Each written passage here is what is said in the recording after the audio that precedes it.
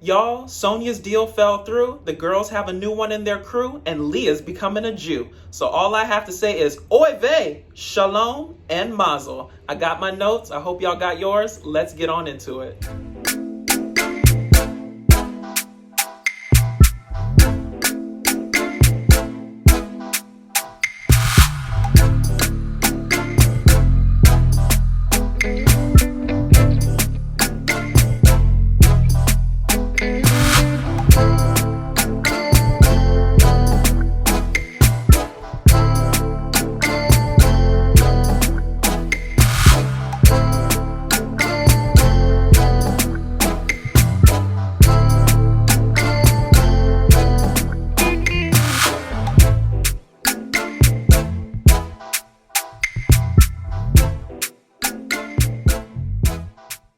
I love Potomac.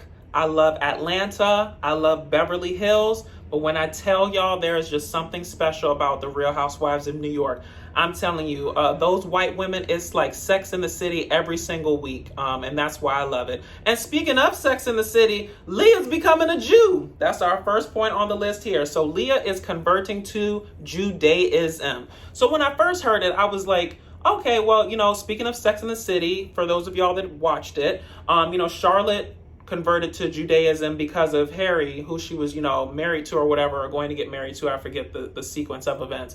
But, you usually convert to another religion if you're, marrying somebody that's of that religion and you want, to just be a partner with them in that. So I was like, okay, well, is there a man involved in it? So the only man was the pita man, and apparently she's not converting for him. I don't even know if he's a Jew. He just makes pitas, and, she sends him naked pictures, and he sends it all over the city. But, that's besides the fact. We'll talk about that later.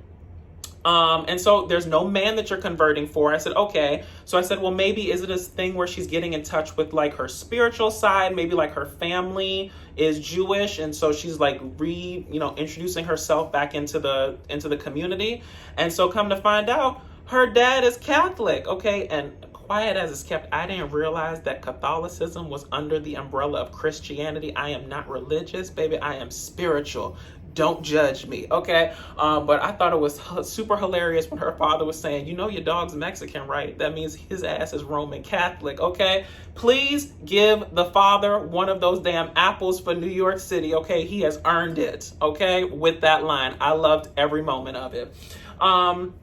So if you're not converting for a man and you're not converting for your family, then the only thing left is that you're doing it for yourself. So Leah seems to say that, due to the pandemic and things just going on in her life, she really felt disconnected from religion, and she really wanted a better relationship with her maker, religion, the Most High, whatever it is that you call it. So I say good for Leah. Now, I did have a side thought that, because Leah said that she's not drinking anymore, I feel that, I'm not saying she's addicted to alcohol or whatever, but I'm saying like, when you get rid of something in your life, you usually substitute it with something else, right? So like if you don't want to drink or smoke anymore, maybe you start running, right? Maybe you join a gym, or maybe you do like kickboxing or something like that, right? So I don't know if it's really something like in her spiritual life that she's lacking, or maybe she's just like, substituting this, for that. I don't know, but it could be a sense that, because she's not drinking, you need something else to fill the void of that time, okay? And damn, that sounded shady when I said it, but I don't mean it shadily, and I hope y'all understood what I meant by it. But, opa, and good for you, girl. I don't know all the intricacies of the Jewish religion. Hell, my therapist is Jewish, but hell, maybe I should ask him just to tell me, the principles and therein, and maybe I'll convert. Who knows? But I'd only convert for a man, a rich one. Moving forward, Luann's new apartment, and Ramona is her bestie. Y'all, Luann's new apartment is very, very nice. I'm super happy for her. I do call a little bit of BS in that she didn't know that her ex, Tom, was like, a stone's throw across the damn street from, her new apartment. But, I'm going to give Luann the benefit of the doubt that she only viewed the apartment once. It was during COVID. She had her mask on. She wasn't really paying attention to the logistics of, who lives where and, where she was in the city. So we'll give her the benefit of the doubt, even though I'm, literally side-eyeing Luann like, it just seems very coincidental that your new apartment literally has a bird's eye view of Tom's Terrace, but we're gonna leave it alone. Ramona being Luann's bestie, I feel like that's a recipe for a disaster. I do not think that it's going to last. Listen, that singer Stinger is legendary, and just give Ramona a little bit of time, get her some wine in her, and get her to be, the messy person that we know and love. Turtle time, and that friendship's gonna go up in smoke faster than you can say cut, okay, or faster than you can say mazel, since we're keeping it in the Jewish tradition. But I'm glad that y'all have worked through y'all issues and, banded together on this show and given friendship a try, because, I can't admit it is very hard to hold grudges against people, and, holding a grudge against somebody is literally letting them live rent free in your head. So good for them, getting past their issues and trying to follow down this road of friendship. So then we have the introduction of Eboni, who's brought in as Leah's friend. I really like Eboni. The only reason I know of Eboni is because I'm an avid watcher of the Wendy Williams show, and she's on there frequently as sort of like a correspondent, like a legal correspondent, and also just like, pop culture person. But when I learned about her story, I really identified with her. Not that I'm a lawyer or, or whatever, but like more so that I'm in the transition in terms of trying to make something that I love to do, which is like, these reviews, doing social media stuff, doing entertainment, my full-time job. So when she said that, she was a lawyer and she was a corporate lawyer and it made her miserable, and then she went to the public defender's office and she loved it, but then she realized that there was just more out there for her, so she pursued broadcasting. So good for her. Listen, when she said that, some bills got by the wayside, and when she tried to buy a house, the bank and all the mortgage people disrespected her life down to the damn house closing documents.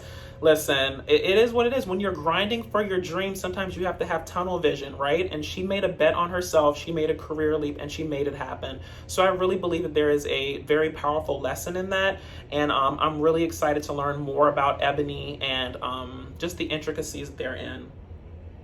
So we soon come to realize that according to Leah, Eboni is in the company of rich men, and you gotta love somebody who knows how to goop a rich man. But listen, she went to school to be a lawyer, and now she's a broadcaster, so she has combined her talents, and she is broadcasting her legal profession and ability to get into circles now that she didn't have the ability to get into before. So good for her, okay? Listen, work ain't honest, but it pays the bills or whatever. Well, listen, chat. Her work is honest and it's paying the bills, so good for her.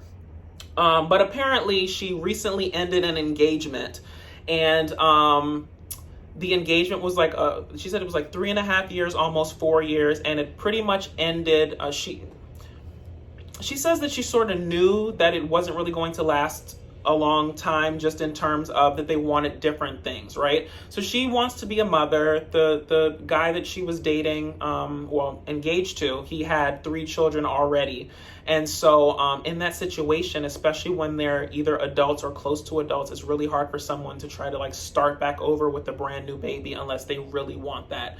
And push came to shove, and I don't know if she explained this on the show or whether I just heard this on Wendy Williams, but apparently the guy decided to quarantine with his children instead of quarantining with Eboni, and that created like a rift in their relationship. So listen, I don't think the guy was wrong for quarantining with his children. Those are his children. And would you really want a man who didn't put his children before anything else? I mean, that's really my thought behind it. But also, if you want to be number one in someone's life, then be number one in someone's life. There's nothing wrong with wanting that for yourself. So I'm glad that she took a look at the woman in the mirror, decided that she didn't like what she saw in terms of where she was in her life, and decided to make a change not only in her career, but also in her personal relationship life. So good for Eboni. Excited to see, her dating, moving around and furthering her career. Sonja is back in the damn townhouse. Oh, y'all, I was so confused when Sonja came across the screen and she was talking about she was in the townhouse and stuff. I thought that the last season we left Sonja, in the midst of trying to sell the townhouse. She was living in her new apartment, her new deluxe apartment in the sky. She had her Century 21 deal and everything was great. Well, turns out the Century 21 deal fell through, unfortunately. They filed for bankruptcy, and because they filed for bankruptcy, they're liquidating their stores, and, Sonja's deal fell through. So Sonja has sort of fallen into a depression, which, she doesn't really specifically say on the show, but you can really tell the signs. If you become withdrawn from your friends, you stick to yourself, you're always in the house, you're just doing what you need to do to get by and whatnot. Pretty much depression. And listen, rightfully so. Sonja has been through so many iterations of trying to make herself successful on the show in her own right. Like, step out of the shadow of, the famous family that she was attached to, and just, trying to be Sonja Morgan, whether it's, the sewing machines that she was doing, when she, was trying to bite off of Bethany's liquor stuff, if y'all remember that from some prior seasons. And then I thought that, perhaps she finally found her lane with this clothing stuff and getting with a major retailer and being able to, get the distribution down and turn a profit. So sorry to hear that it didn't work out with Century 21, but I'm a firm believer that when one door closes, a crack in a window opens. So there is better things coming for Sonja Morgan. And I just hope she gets this damn townhouse sold, because I really feel that Sonja is more attached to this townhouse than I have ever seen anybody attached to a house in my life. The way she cares for it like it's a living person and a child all combined in one, I'm like, that cannot be mentally healthy. Okay, that damn house requires so much of her attention. So I really hope she gets it sold and gets back on a good path. All right. Going on to the Countess. Luann quits drinking due to her blackouts and recruits Leah as her no drinking buddy. Listen, I think that there is power in deciding for yourself that that a situation no longer serves you, right? So if you recall, Luann had started back drinking because she realized that, drinking wasn't really her issue per se. It was more so that she had a lot of bad things that happened to her life at once, and it was like the perfect storm of the drinking being sort of like her way to cope with it, right? So once she reformatted her brain in terms of what drinking was to her, she was able to go about it in a more healthy way. Unfortunately, now we're learning that homegirl has been hitting the bottle to the point that she doesn't really remember things. She's suffering from sort of like blackouts, where I guess she drinks a lot and she wakes up at her house and doesn't remember how she got there. So I feel like when you get into that situation, you literally have to, say, Jesus, take the wheel, or, I don't know what the Jewish equivalent of Jesus is. Let me not get myself in trouble. Drop down in the comments, Jewish people, and let me know if Jewish people call God the same thing. I don't know. But, letting Jesus take the wheel and deciding that, you need to get this under control. So, if it no longer serves you, you don't have to keep doing behavior that is detrimental to your health. So good for her for taking control of that situation. And I don't know how the whole Leah no drinking buddy thing is going to work out, because I faintly remember from last season that they tried to do this whole little accountability partner, and it didn't work out because Leah fell off the wagon, decided to drink, and was throwing those damn tiki torches over at Ramona's house and whatnot. So listen, maybe second time's the charm. Good luck. I hope it works out. But listen, I don't really drink that much. I'm a social drinker myself. And I have wine glasses, but I fill them up with cran apple juice. But I am addicted to that. So maybe I need to find me a no juice accountability partner so I can, lower down my sugar and lose this COVID-20 that I have piled on. Don't judge me. All right. Eboni educates the women on Sag Harbor. Now, I didn't talk about this earlier, but I think the inclusion of the black cast member, the first black cast member for the Rhony franchise, is really, really amazing. And I don't think that they could have picked a better person.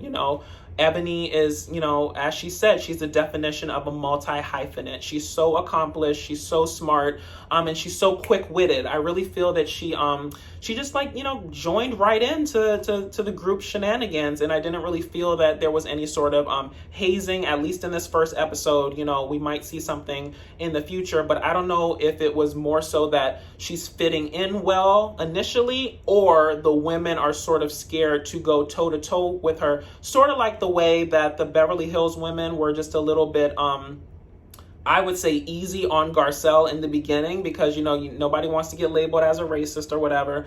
Whether, you know, you are or you are not. I don't think any of these women are. And so, you know, you sort of tread lightly. I did think it was funny, though, when Sonja tried to bond with Eboni, talking about how her fish were multicultural. Girl, stop. You would have been better off saying absolutely nothing. But listen, kudos for trying. It just shows that she didn't really know what to say, so she said something. Going back to the Sag Harbor thing, I didn't know that about Sag Harbor. I mean, I don't really know much about the Hamptons, Sag Harbor, that whole area anyway. But I think that the inclusion of her is really, really great, just to show that there is a different, you know, side of New York. There's a different, you know, perspective that, you know, you wouldn't normally see in terms of this show. So kudos to Eboni for doing what she needs to do to further her personal mission, and also to, you know, expose these women to things that they necessarily wouldn't have been exposed to otherwise. So awesome for Eboni. I do want to say, though, that I hope it doesn't turn into a sort of a preaching thing. I think you can get your message across without, you know, attacking everything they say and putting a racial spin on it, or, you know, detailing the racial implications or the racial history behind it. But I think there's a delicate way to do it. And listen, if there's anybody that's more apt to be able to navigate those tough cultural conversations between, you know, the Black experience and the white experience, it's definitely Eboni. So I wish her nothing but luck, but I don't think she'll need my luck, because she's very accomplished and she knows what she's doing. And lastly, the girls are heading to the Hamptons for Eboni's first, you know, inclusion into what these girls do down to the Hamptons, just, you know, cutting up and having issues. If you guys saw the preview, apparently it's going down in the Hamptons. There's going to be some yelling, some back and forth, and I'm all here for it. So if you liked what I said, please feel free to like, comment, and subscribe. Follow me on YouTube, Instagram, and Stereo at DatDamnDasher. And until next time, y'all, if something is no longer serving you, do not hesitate to jump off the merry-go-round and get yourself together. I'll talk to y'all later. Bye.